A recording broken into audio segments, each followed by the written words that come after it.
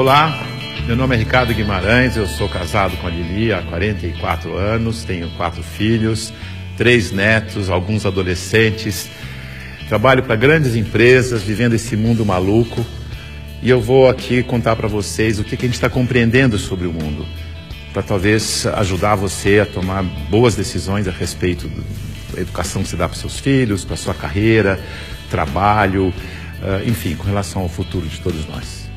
Olha isso aqui. Esse desenho, ele significa o que está acontecendo com o mundo. Parece um cardiograma, mas não é um cardiograma. Ele mostra que tem um momento que as coisas estavam muito paradas, quase mortas, e começa a acelerar, e passa a ter uma animação, uma vida que não tinha antes. Tudo ficou acelerado. Sabe por quê? Por causa da tecnologia de informação e comunicação. Nessa fase, tinha pouca gente no mundo, e a tecnologia de informação e comunicação era muito rudimentar e cara. Telefone fixo no lugar, imagina. Demorava muito para as coisas acontecerem.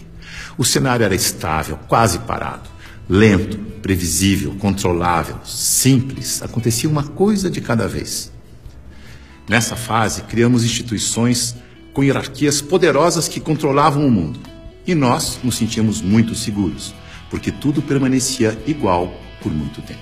O indivíduo se submetia ao grupo, abria mão da sua individualidade, aprendia a regra do jogo e a vida seguia em frente. Isso deu certo por um bom tempo. Aí, com mais gente no mundo e com uma tecnologia de informação e comunicação mais poderosa e mais barata, todo mundo tomando decisão o tempo todo, numa velocidade absurda, o mundo começou a ficar instável, dinâmico, rápido, imprevisível, transparente, fora de controle, complexo. E nessa dinâmica toda, além da instituição, surge um novo personagem muito poderoso. O indivíduo conectado em rede, que acessa tudo e a todos o tempo todo. Mobiliza pessoas, trabalha, produz conhecimento sem precisar das estruturas e da permissão das instituições. Aquelas instituições hierárquicas e controladoras estão tendo que aprender a lidar com esse novo cenário, com esse novo indivíduo mais conectado, mais livre, mais móvel, mais bem informado e crítico. O mundo mudou tanto que pessoas de muito sucesso naquele cenário estão tendo muita dificuldade para manter seus negócios e empregos nos dias de hoje. Eu vou contar a história de um executivo muito importante, de uma organização global, poderosa, que estava tendo problemas enormes. Prejuízo, perdendo o mercado em todos os países em que tinha operação. Tinha brigas políticas internas entre departamentos, entre regiões, escândalos públicos, corrupção no financeiro e tudo acontecendo ao mesmo tempo, com toda essa transparência ao vivo e a cores do tempo real. Esse grande executivo viu aquele cenário e disse: eu não dou conta dessa complexidade, dessa velocidade, dessa transparência toda. Eu me demito. Aqui está ele. É o nosso querido Bento. O Bento foi sucedido por um outro executivo, que parece que foi feito sob encomenda para lidar com essa época de tanta inovação, onde o indivíduo tem que ser mais autônomo, mais senhor de si, não se submeter à instituição, mas, pelo contrário, liderar a instituição. Chico aceitou o desafio. Aqui está ele, de um jeito fácil de comparar e ver a diferença entre ele e o Bento. Veja que o Bento está arcado, submetendo ao protocolo e às regras da instituição. O Chico está mais senhor de si. Para ele ajudar a igreja, ele tinha que mudar a igreja. Para mudar a igreja, ele tinha que criticar e propor novas maneiras de fazer as coisas. Porque do jeito que deu certo no passado, não era o jeito que ia dar certo no novo cenário. E ele começou a criticar e a mudar tudo usando o discernimento, o bom senso e os seus valores, que são os mesmos da instituição. A cadeira, por exemplo. Ele pediu uma cadeira mais simples, mais leve, mais prática, que ele mesmo pudesse carregar. A roupa. Uma roupa que fosse fácil de vestir, leve, simples e confortável.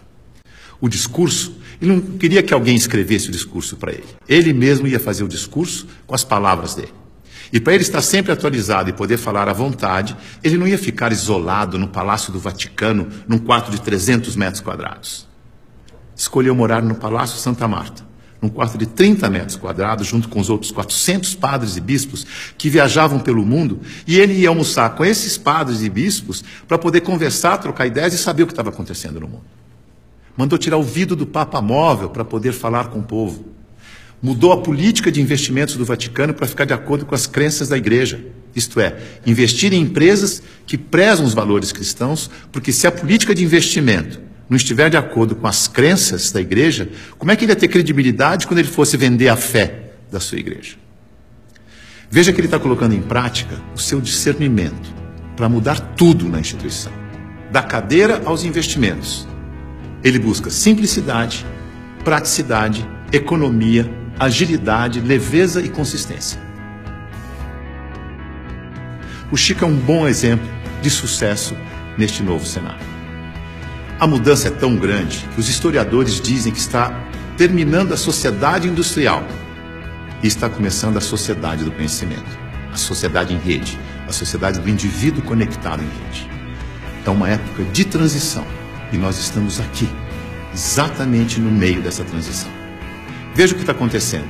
Neste ambiente estático, estável, a boa empresa funcionava como um relógio, uma engrenagem sem vida, isolada do ambiente, tic-tac, tic-tac, tic-tac, onde o empregado era uma peça da engrenagem. O futuro era igual ao passado.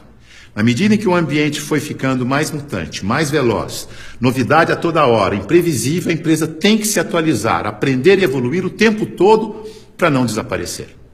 Não é mais conservar, mas é adaptar-se, aprender, evoluir.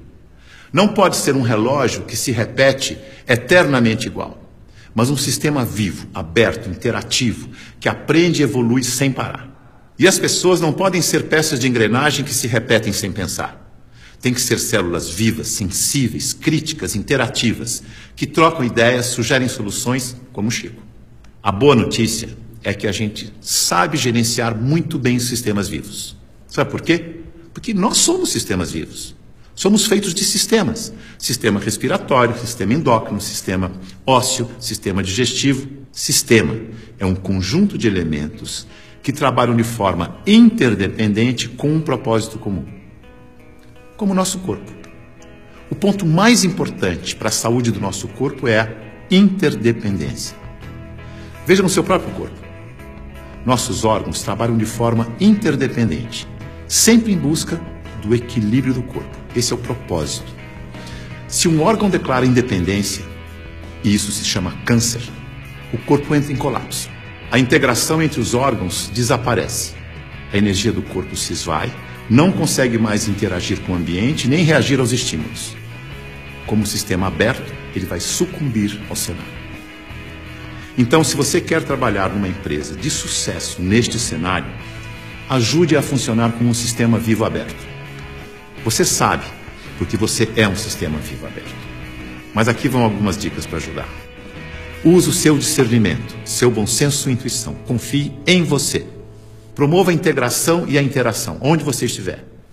Seja sensível a informações relevantes para aperfeiçoar seu trabalho e a empresa. E o mais importante de tudo, reconheça que a realidade é interdependente. E por isso precisa da participação de cada um e de todos para resolver os seus problemas. Lembre-se, a boa gestão da interdependência garante a boa saúde do seu corpo e da corporação. Mais uma dica, não deixe as pessoas confundirem autonomia com independência. Autonomia significa que você tem consciência de que faz parte de um todo maior e por isso você pode falar pelo todo. Por isso pode ocupar cargos de responsabilidade na hierarquia.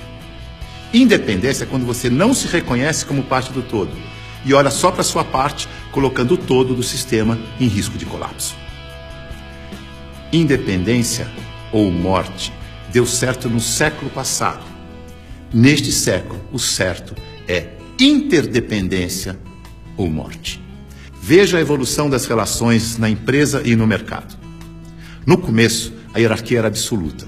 Poucos mandavam e todos obedeciam como crianças obedientes. Não tinha concorrente, mas precisava de canal para vender. Depois, a empresa cresce, a hierarquia permanece, mas as áreas passam a ter seus chefes. As crianças ficaram jovens e, como jovens, andam em tribos. Nós versus eles. As áreas competem o tempo todo porque precisam se afirmar como jovens. Essa é a fase da independência ou morte. No mercado, o concorrente aparece e obriga a empresa a olhar para o consumidor. Hoje, a competição continua, mas vai ter que conviver com a cooperação para sobreviver nesse mundo mais veloz e mutante, em que a interdependência fica cada vez mais importante. Temos que amadurecer como indivíduos e olhar para o nosso interesse pessoal e do todo ao mesmo tempo. O Papa Chico, quando falou do meio ambiente na sua encíclica, ele não falou com os cristãos apenas. Ele falou com todos que vivem neste planeta, que ele chamou de a nossa casa. É isso aí. É nós. Junto e misturado. Essa é a real. Esse é o futuro, com as pessoas mais valorizadas, mais bem informadas e fazendo melhores escolhas para suas vidas. Boa sorte.